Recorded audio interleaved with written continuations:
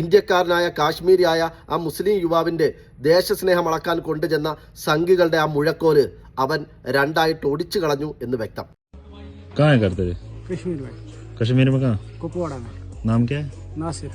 पूरा नाम बता। नासिर गुजरी, नासिर अहमद गुजरी। अच्छा, मोमडन है?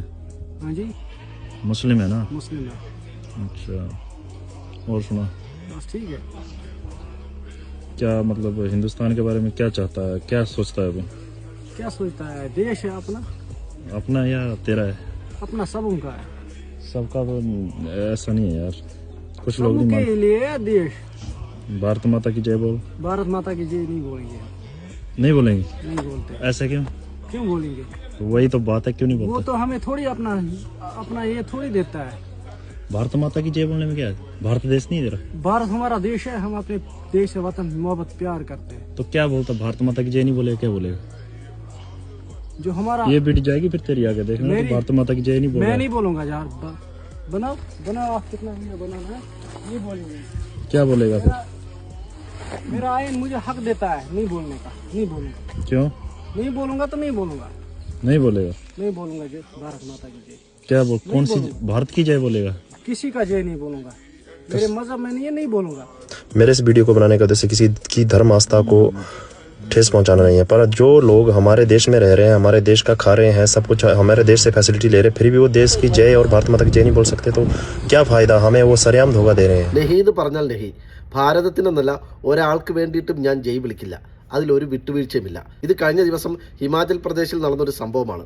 ഒരു കാശ്മീരി യുവാവ്, മുസ്ലിമായ ഒരു ചെറുപ്പക്കാരൻ വീട് വീടാന്തരം കയറി ഇറങ്ങി, അല്ലെങ്കിൽ തെരുവുകളിലൂടെയൊക്കെ തുണിക്കച്ചവടം ചെയ്ത് ജീവിക്കുന്ന ഒരു സാധാരണക്കാരനായ ഒരു മനുഷ്യൻ. അദ്ദേഹത്തെ ഒരു കൂട്ടം സംഘികൾ തടഞ്ഞു നിർത്തി ഭാരതമാതാ കീ ജയ് വിളിക്കാൻ ആവശ്യപ്പെടുന്നു. അധ്വാനിച്ച് ജീവിക്കുന്ന തനിക്ക് ഒരാളെയും ഭയപ്പെടേണ്ടതില്ല, ഒരാളുടെ മുമ്പിലും തലകുനിക്കേണ്ട ആവശ്യവുമില്ല എന്ന് മനസ്സിലാക്കിയ അഭിമാനബോധമുള്ള ഇന്ത്യക്കാരനായ ചെറുപ്പക്കാരൻ പറഞ്ഞു, അത്തരത്തിൽ ഭാരതത്തിന് ജയ് വിളിക്കേണ്ട ഒരു ആവശ്യം എനിക്കില്ല. അപ്പോൾ ഉടനെ സംഘികൾ ചോദിക്കുകയാണ്, നീ എന്താണ് ഭാരതത്തിന് വേണ്ടി ജയ് വിളിക്കാത്തത്? അല്ലെങ്കിൽ ഭാരതത്തെക്കുറിച്ച് നീ എന്താണ് ആലോചിക്കുന്നത്, നീ എന്താണ് വിചാരിക്കുന്നത്? അപ്പോൾ അവൻ പറയാണ്, എന്ത് വിചാരിക്കാൻ, ഭാരതം എൻ്റെ ജന്മദേശമാണ്, ആ ജന്മദേശത്തോട് ഞങ്ങൾക്ക് സ്നേഹമുണ്ട്, കടപ്പാടുണ്ട് എന്ന് വിചാരിച്ച് നിങ്ങളെ പേടിച്ചുകൊണ്ടോ ആരെങ്കിലും തൃപ്തിപ്പെടുത്താനോ ഭാരതത്തിന് ജയ് വിളിക്കേണ്ട ആവശ്യമില്ല എന്ന് അദ്ദേഹം ഉറപ്പിച്ചു തന്നെ പറഞ്ഞു. ചുരുക്കി പറഞ്ഞാൽ, ഇന്ത്യക്കാരനായ കാശ്മീരിയായ ആ മുസ്ലിം യുവാവിൻ്റെ ദേശസ്നേഹം അളക്കാൻ കൊണ്ടുചെന്ന സംഘികളുടെ ആ മുഴക്കോല് അവൻ രണ്ടായിട്ട് ഒടിച്ചു കളഞ്ഞു എന്ന് വ്യക്തം. ഈ സംഘികളുടെ അതേ മനോഭാവവുമായി കുറേ മലയാളികൾ നമ്മുടെ നാട്ടിലും ജീവിക്കുന്നുണ്ട്.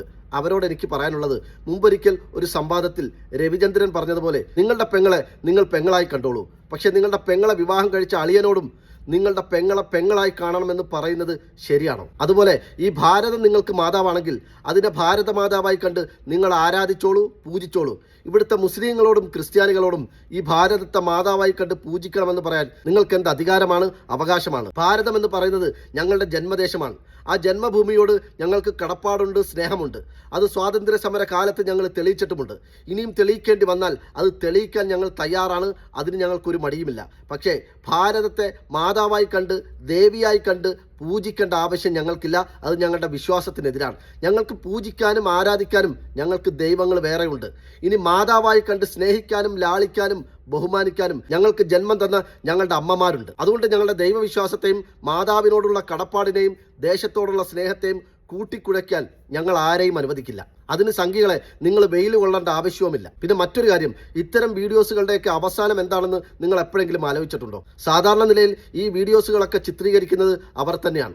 എന്നിട്ട് അവസാനം ഇവർ ഇത്തരത്തിലുള്ള സാധുക്കളായ മനുഷ്യരെ കൊള്ളയടിക്കുകയാണ് പതിവ്. അവരെ ആക്രമിച്ചും ഭീഷണിപ്പെടുത്തിയും അവരുടെ പണവും മൊബൈലും തട്ടിയെടുത്ത് കടന്നു കളയുകയാണ് ഈ തീവ്ര ഹിന്ദുത്വവാദികൾ ചെയ്തുകൊണ്ടിരിക്കുന്നത്. അല്ലാതെ ഇന്ത്യയിൽ പണിക്ക് പോയി ജീവിക്കുന്ന ഏതെങ്കിലും ഒരു തീവ്ര ഹിന്ദുത്വവാദിയെ നിങ്ങൾക്ക് കാണിച്ചു തരാൻ സാധിക്കുമോ? ഞാൻ നിങ്ങളെ വെല്ലുവിളിക്കുകയാണ്. 2014 നരേന്ദ്രമോദി അധികാരത്തിൽ വന്നതിന് ശേഷം എങ്ങനെ പണിയെടുക്കാതെ ജീവിക്കാമെന്ന് ചിന്തിച്ചു നടന്ന തീവ്ര ഹിന്ദുത്വവാദികൾ ഈ രീതിയിൽ നാട്ടിൽ കഷ്ടപ്പെട്ടും അധ്വാനിച്ചും ജീവിക്കുന്ന സാധാരണക്കാരായ, ദളിതരായ, ഹിന്ദുക്കളായ, മുസ്ലിങ്ങളായ, ക്രിസ്ത്യാനികളെ, ഇന്ത്യക്കാരെ കൊള്ളയടിച്ച് ജീവിക്കുകയാണ്. ഏതായാലും സാധാരണക്കാർക്ക് ഭീഷണിയായി മാറിയിരിക്കുന്ന ഈ സാമൂഹ്യ വിരുദ്ധരെ നിലയ്ക്ക് നിർത്താനും നിയമപരമായി ശിക്ഷിക്കാനും നമ്മുടെ നാട്ടിലെ നിയമ സംവിധാനങ്ങളും നിയമപാലകരും അടുത്ത കാലത്തെങ്ങും ഉണർന്ന് പ്രവർത്തിക്കുമെന്ന് തോന്നുന്നില്ല. അതുകൊണ്ട് ജനങ്ങൾ ഒറ്റക്കെട്ടായി സംഘടിതമായി ഈ രാജ്യദ്രോഹികളെ, ഈ തീവ്ര ഹിന്ദുത്വവാദികളെ പരസ്യമായി കൈകാര്യം ചെയ്യാൻ രംഗത്തേക്ക് ഇറങ്ങണം എന്നുള്ളത് മാത്രമാണ് താൽക്കാലികമായ പോംവഴി. ജയ് ഹിന്ദ്.